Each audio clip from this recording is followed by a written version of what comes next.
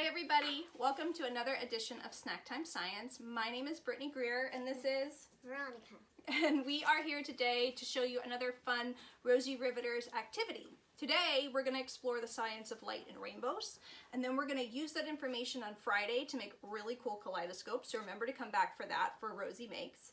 And on Wednesday we're going to read a really fun book for Rosie Reads. So remember to come and visit us throughout the week for tons of fun STEM content that you can use at home. We work to use materials that are easily accessible or not hard to get a hold of, hopefully. Recycled materials, things like that. So we hope that this is stuff that you can kind of jump into and almost immediately engage with. But coming back into the science of light and rainbows, we got to kind of talk about a few different things to really get the gist of how everything works.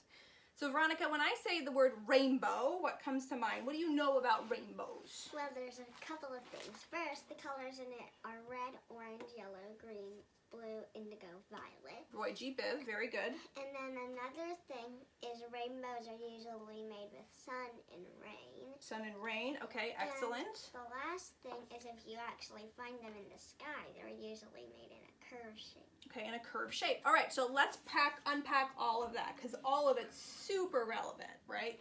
So first you said the colors in the rainbow are red, orange, yellow, green, blue, indigo, violet, also known as Roy G. Biv. We've got most of them here with the exception of true blue. We've got indigo and violet on our little piece of paper. So there's a good reference. You can draw rainbows at home, which is a lot of fun. Those colors are something that's a part of the electromagnetic spectrum, okay? And it's the same kind of waves that allow us to hear on the radio and microwave stuff in the microwave. It's all interconnected. But there's only one part of it that represents color that we see, and that's called visible light, okay?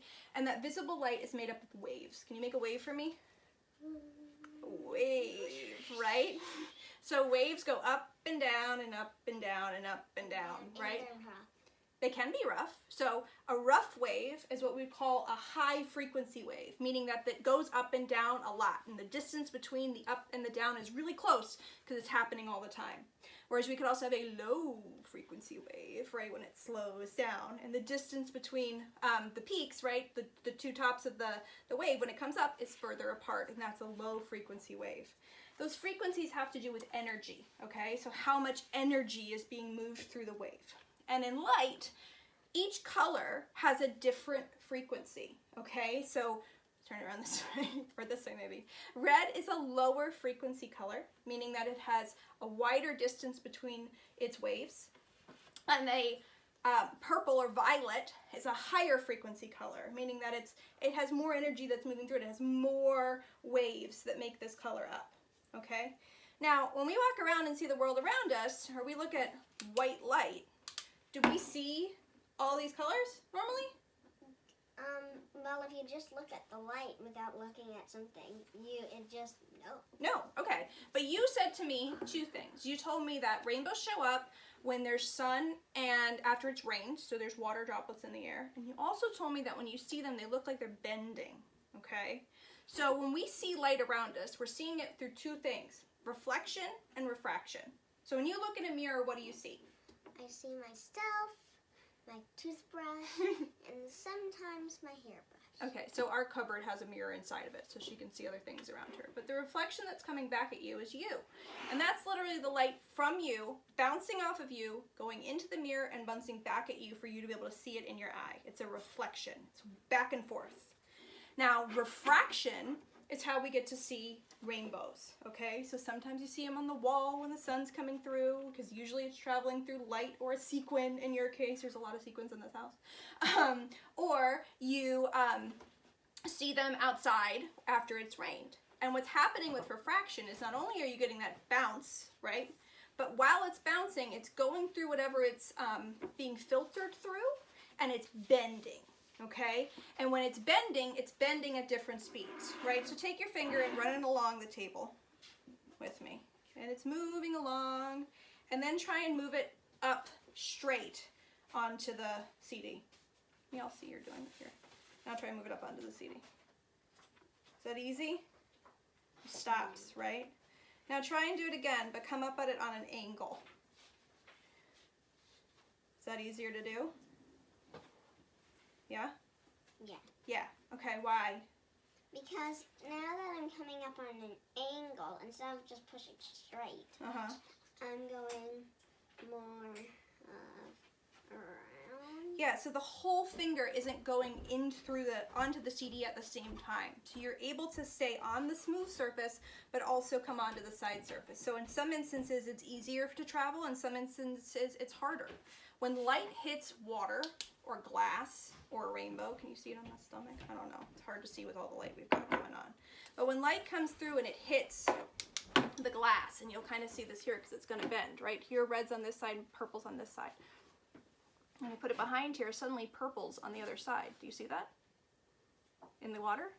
Why is purple all over here in the water when it's over here on the paper? I have no idea. And it's not purple, indigo, blue.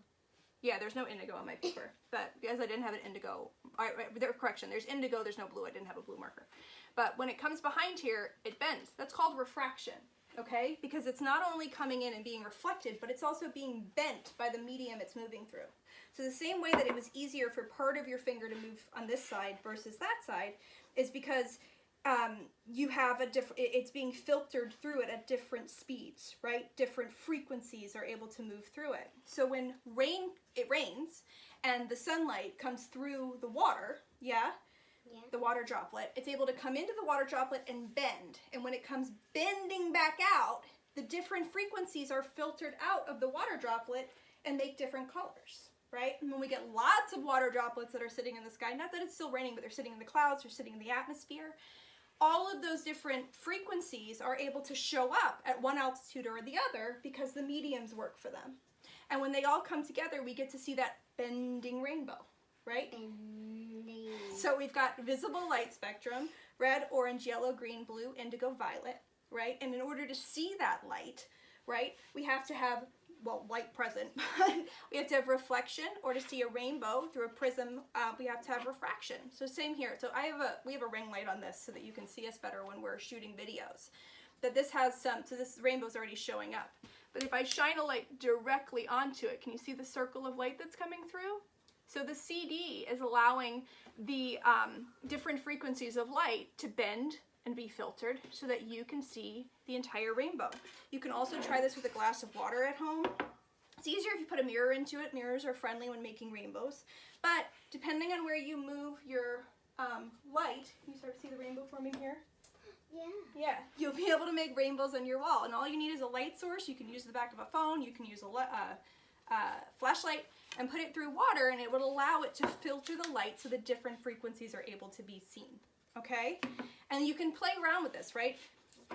Why is it when I move this further back that the colors change and flip and move and are different, right? When it's back here, right? When it's back here, the purple's on this side. When I come back here, it's over here. Because you're able to, it's not only able to bend, but it's able to readjust as you're moving backwards and forwards. Experiment with it.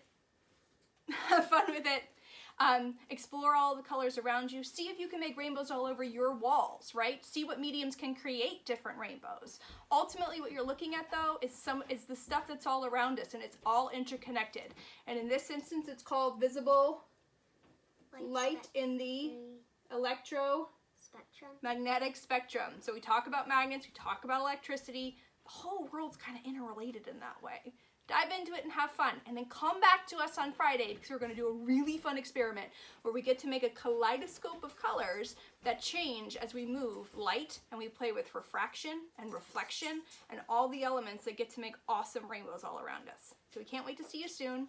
Talk to you later. Bye. We can do it.